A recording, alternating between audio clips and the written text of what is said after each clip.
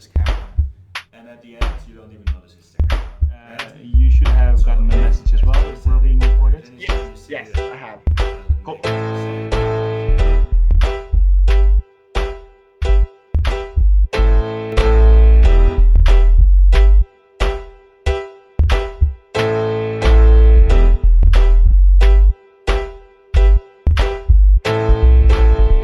Hi everybody, this is Mathieu from Masculinity Under Construction, and I have the pleasure and honor to make a brief video today to explain sex and gender diversity. And I'll be doing that using one of my favorite graphics of all time, the gender unicorn. So this gender unicorn graphic was produced by the Trans Student Educational Resource that you can see up here. We'll be putting a link in the description so that you can find this resource as well as many others. They have this in fillable copies, black and white, so that you can color them.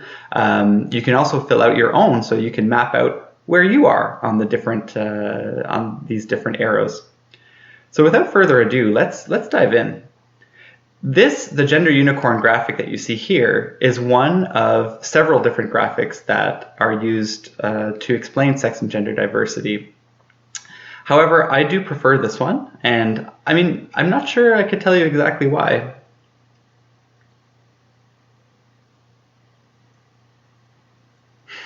Just kidding.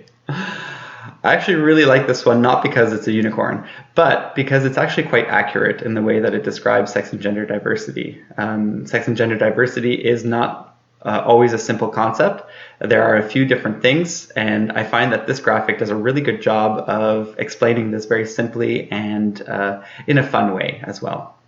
So let's start at the beginning. You'll see here that there's 5 different categories: gender identity, gender expression, sex assigned at birth, physically attracted to, and emotionally attracted to. And on this side here, you'll see that there's a unicorn, and many of the symbols that are on this side are reproduced on the unicorn, and we'll go through why that is. So starting at the top, gender identity. Gender identity is how you feel about your gender within yourself. It's very personal, and it's not visible to other people. And so a handy way to remember that is if you look at the rainbow icon here next to gender identity, you'll see it reproduced in a thought bubble in the unicorn's head. It's a handy way to remember that that's how you feel inside of yourself. Another important thing is under the gender identity header, you'll see that there's 3 different arrows. These arrows have labels here that say woman, girl, female, woman, girl, male, man, boy, and other genders. This is important because some other graphics tend to show gender identity as being on a spectrum. On one end you have male, and on the other end you have female, and you can find yourself somewhere along the spectrum. I like this way of representing it much more because people can feel very feminine, very masculine, or neither.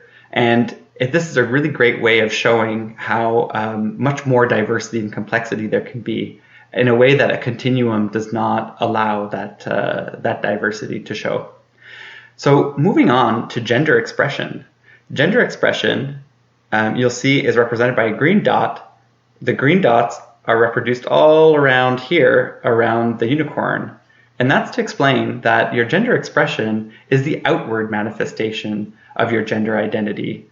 And it may represent your gender identity fully, or it may not. Some people choose to only express certain aspects of their gender and not others. So you'll see that just like the gender identity, there's 3 different arrows, and those are feminine, masculine, and other. So you can express your gender in many different ways. Typically, we see it, this is highly cultural, first of all, but we can see it in things like your haircut, the clothes that you choose to wear, the way that you hold your body, the interests that you have. All of these things can be cues that are subtle or not so subtle of how you want other people to understand your gender. So moving on to sex assigned at birth. So this is more complicated than just sex. Sex assigned at birth means you can be either male, female, or intersex. If you're intersex, either at birth it was not so clear which sex you were, or it can be completely invisible. Intersex can be completely invisible. It can be relating to your genes and how they express. So sex assigned at birth is important because it is possible for people to change their sex over their lifetime. So that's why we call it that. And you'll see that it has a DNA strand over the unicorn's genitals to remind you of what sex is. Moving on to physically attracted to and emotionally attracted to. What I really like about this is that it separates physical and emotional attraction. And as above, it has 3 different lines for male, female, and other. And what I think is really great about that is that it really shows how much variety there can be in sexual and gender diversity and expression, in that people can feel physically attracted to certain genders, but not feel emotionally attracted to certain genders. This, for me, particularly, was a bit of an aha moment, not realizing that there was this much variety that's possible. So this is a quick explanation of the gender unicorn diagram. It's impossible to give a fulsome explanation of sex and gender diversity just through a diagram, but I do invite you to take a look at the resources that the Trans Student Educational Resources have on their website, and maybe do a little digging of your own if you're curious. Also, I'd be happy to answer any questions if you want to post them below. In the meantime, I hope that you enjoyed this video and hope to see you again soon. Bye. Accountability statement. Masculinity Under Construction is for male-identifying folks to get together and discuss masculinity. The aim is to challenge yourselves, review our privilege, formulate a positive form of masculinity, build community, and work towards change for yourselves and others. We plan to have this volunteer work be grounded in feminist theory and practice. We will be checking in with online resources and real-life folks about how not to perpetuate toxic masculinity ourselves. Even when we're trying to do good, we need to keep ourselves in check and be accountable to our communities.